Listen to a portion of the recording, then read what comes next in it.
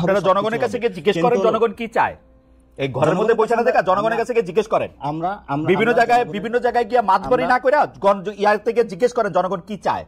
আমি এটা পলিটিশিয়ানদের আমরা দেখতেছি আপনারা বিভিন্ন জায়গায় সালিশ করতেছেন, বিচার করতেছেন, কে দিছে আপনাকে এইগুলি করতে কথা। আমি একটু জনাব পাটোয়ারি আপনার কাছে প্রশ্ন করতে চাই যে আপনারা বারবার নির্বাচনের তারিখ জানতে চাইলে আপনারা দাবি করছেন যে জুলাই আন্দোলনের স্পিরিটে নির্বাচন বড় বিষয় না। তবে বড় বিষয়টি তবে কি? আমি তো মনে করি যে গণতন্ত্রের ক্ষেত্রে নির্বাচন ছাড়া আর বড় বিষয় কি হতে পারে? At the end of the day এই সরকার হচ্ছে অনির্বাচিত, এই সরকার জনগণের ম্যান্ডেটপ্রাপ্ত সরকার না। নির্বাচনে আপনারা যদি মনে করেন জনগণ আপনাদের সাথে আছেন, আপনারা আসেন, নির্বাচনে আসেন, 290-80 সিট পান, আপনারা নির্বাচনে নিজেদেরকে ট্রাই করেন। আপনারা কেন অনির্বাচিত অবস্থাতেই এতগুলি সংস্কারের পক্ষে কথা বলতেছেন যে এটা জুলাই আগস্ট স্পিরিটের সাথে এটা যাইতেছে না? আপনারা ভোট নিয়ে আসেন, তাহলে তো আর সব দিক দিয়ে সব ঠিকঠাক হয়। এই কথা যখন বলতেছি আমি পাশাপাশি আরো দুই একটা জিনিস আমি জানা রাখি, বলে রাখি যে বর্তমানে আমরা দেখতে পাচ্ছি আওয়ামী লীগের যে বয়ান ছিল যে মুক্তিযোদ্ধাদের অপমান করা, মুক্তিযোদ্ধাদের নাম ঠিক করে দেওয়া ছাড়া, তাদের দল ছাড়া আর কোনো উপায় নাই, আমরা কিন্তু এর লক্ষণ সম্পূর্ণ দেখতে পাচ্ছি। আপনাদের অবস্থানে রাজনৈতিকভাবে এটা কি? আপনি যে পার্টি করতেন এবি পার্টি, সেই এবি পার্টির একজন যুগ্ম সদস্য সচিব ব্যারিস্টার আসাদুজ্জামান ফুয়াদ এক বক্তব্যে বলেছেন 16 ডিসেম্বরকে তিনি বিজয় দিবস মানেন না। মানে এই পুরাটা লক্ষণ মুক্তিযোদ্ধাদের অপমান করা, বিজয় দিবস না মানা, এই প্রত্যেকটা জিনিসই কিন্তু আওয়ামী নেগেটিভ রে, আওয়ামী বয়ানরেই প্রতিষ্ঠিত করে যে আপনারা যখন থাকবেন তখন আপনাদের অবস্থানটা যাবে হচ্ছে মুক্তিযুদ্ধের বিপক্ষে। আপনার মন্তব্য একটু শুনবো। আমি একটু প্রথমে আমি বলি যে ব্যারিস্টার রুহুল কুদ্দুস কাজল আমাকে একটি পরামর্শ দিয়েছেন। আমি বিনয়ের সুরে বলছি আপনার পরামর্শ নিব না আমি, কারণ আপনার যে পরামর্শ এটা হয়তো আপনার দলীয় কর্মীদেরকে দিলে আপনি অনেক লাভবান হবেন এবং সেখান থেকে বেসিক্যালি আপনাদের জেনারেশনের সাথে আমাদের দৃষ্টিভঙ্গি নিয়ে দৃষ্টিভঙ্গিগত একটি পরিবর্তন ঘটেছে, যে পরিবর্তনের কারণে আপনারা আমাদের ভাষাগুলো বুঝতে পারছেন না, আমরা আপনাদের সেই ওল্ড ভাষাগুলো বুঝতে পারছি না। আর সেকেন্ড যে বিষয়টা বলেছিলেন যে আমরা বলি যে আপনারা গভীর সংকটের দিকে যখন আমরা দেশটা যাচ্ছিল তখন কিন্তু এই রক্তের উপরে দাঁড়িয়ে একটি সরকার গঠন হয়েছিল এবং 2000 শহীদ এবং 50,000 মানুষের যারা অঙ্গহানি হয়েছিল, আমি তাদের শ্রদ্ধা নিবেদন বলতে চাই এই মানুষগুলো যে রক্ত দিয়েছে, অঙ্গহানি হয়েছে, তার বিচারটা আপনি কখন করবেন? বিচার প্রক্রিয়া নিয়ে বিএনপির থেকে কোনো কোশ্চেন আসে নাই। জনগণের কাছে তো এটা প্রশ্ন, যে বুকের সন্তানটা হারিয়েছে, যে ভাই হারিয়েছে, যে বোন হারিয়েছে, এগুলো কথা শুনলে মনে হয় এগুলো অনেক দুঃখজনক কাহিনী, কিন্তু দুঃখজনক কাহিনী না, এগুলো সত্য। যে গতকালকেও আমরা শহীদ মিনারে একজনের জানাজা দিয়ে এসেছি, আরাফাতের যে মাদ্রাসা ছাত্র, যে ছোট্ট বয়সে 11 বছর বয়সে হলো শহীদ হয়েছে। তো এই সব পরিস্থিতিতে আমরা যদি বলি, যদি আওয়ামী লীগের যে যারা ডিরেক্টলি খুনের সাথে ইনভলভমেন্ট ছিল তাদের যদি আপনারা বিচার প্রক্রিয়ার মধ্যে নিয়ে না আসেন, তাহলে সেই আওয়ামী লীগরা, আপনাদের ধারণা যে বিচার প্রক্রিয়ার মধ্যে বিএনপি আসলে বিচার প্রক্রিয়ার মধ্যে ওদের নিবে না?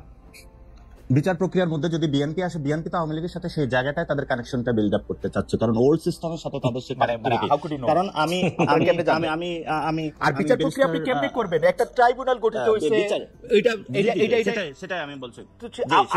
আপনারা সরকারের থাইকে এটা করতে হবে, এটা কেমন কথা?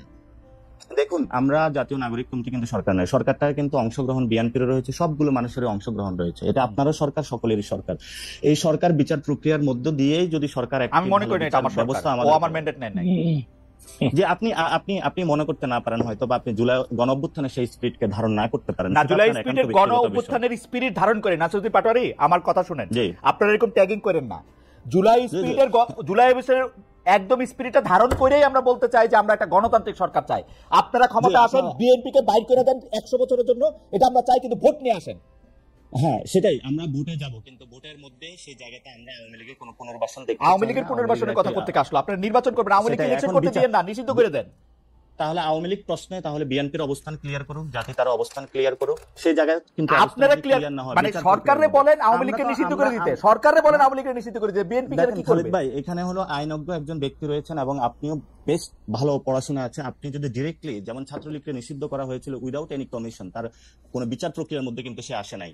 আপনি যদি আওয়ামী লীগকে এভাবে নিষিদ্ধ করেন উইদাউট এনি বিচার, সে কিন্তু কোনো কমিশন গঠন ছাড়া আপনি একটা দলকে নিষিদ্ধ করে দিলেন, করেন কমিশন গঠন, বিচার কমিশন গঠন করেন, সেই বিষয়গুলো তো আমরা দাবি তুলছি, কিন্তু এই দাবিগুলো তো আমরা জনগণের পক্ষের কাছে গিয়ে বুঝাচ্ছি, তুলছি। আমরা তো জনগণের কাছে এখনই যায় নির্বাচনী সভা করছি না, আমরা তো জনগণকে এখনই যায় প্রেসার দিচ্ছি না, ভোট চাই ভোট চাই ভোট চাই, আমরা তো এই কাজগুলো এখন করছি না। আমরা বলি ভোট, আপনারা জনগণের কাছে গিয়ে জিজ্ঞেস করেন জনগণ কি চায়।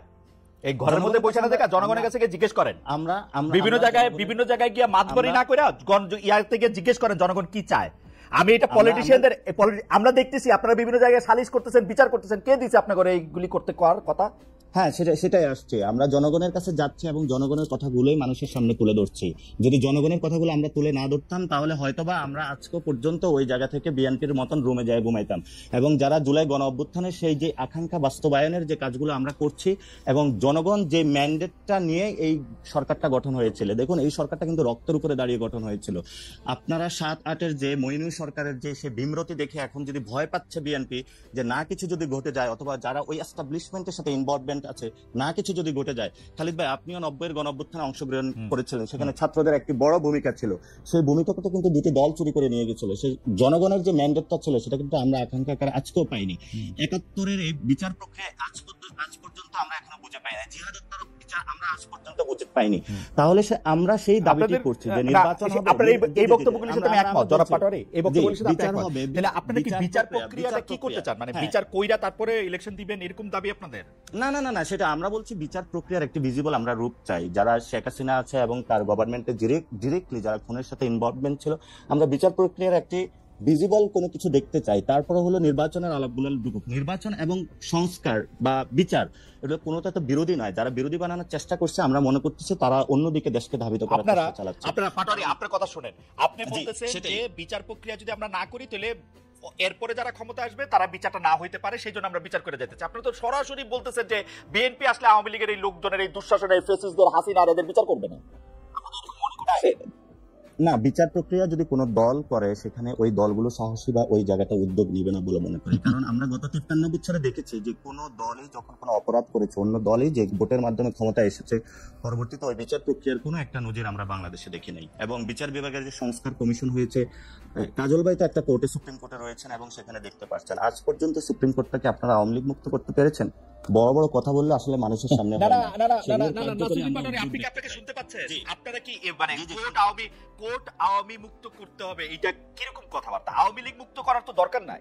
আওয়ামী লীগের মধ্যে থেকে যারা অন্যায় করছে, অপরাধ করছে, তাদেরকে শাস্তি দিতে পারবে কিনা সেটা হচ্ছে কথা। আপনারা আজকে জুলাই আগস্টে যে জায়গায় দাঁড়ায় আছেন, আপনি ব্যারিস্টার কাজলকে জিজ্ঞেস করেন গত 15 বছরে বিএনপি জামায়াতের বিরোধী দলের কত লোকের রক্তের উপর দাঁড়ায় আপনারা রক্তে দাঁড়াইছেন। গত 15 বছরে যারা গুম হয়েছিল, খুন হয়েছিল, একবারও কি তাদের পক্ষে দাঁড়িয়ে কখনো বিচার দাবি করা হয়েছিল? গুম কমিশনের রিপোর্টটা সামনে আসবে, যারা গুম এবং খুনের সাথে ইনভলভমেন্ট ছিল তাদেরও তো বিচারটা দাবি করা হয় না। যে বিএনপির কর্মীটা বিভিন্ন জায়গায় নিজের বুকটা পেতে দিয়েছিল সে তো আজকে বিচার পাচ্ছে না। যে বিএনপির এখনো পর্যন্ত হলো ভাই অথবা বোন যাদেরকে এখনো পাওয়া যায় না, যাদের রক্তের উপরে দাঁড়িয়ে আজকে বিএনপি কথা বলছে, তার জন্য তো বিচার চাচ্ছে না বিএনপি। এবং আমরা বলি পাটোয়ারি আপনাকে ধন্যবাদ।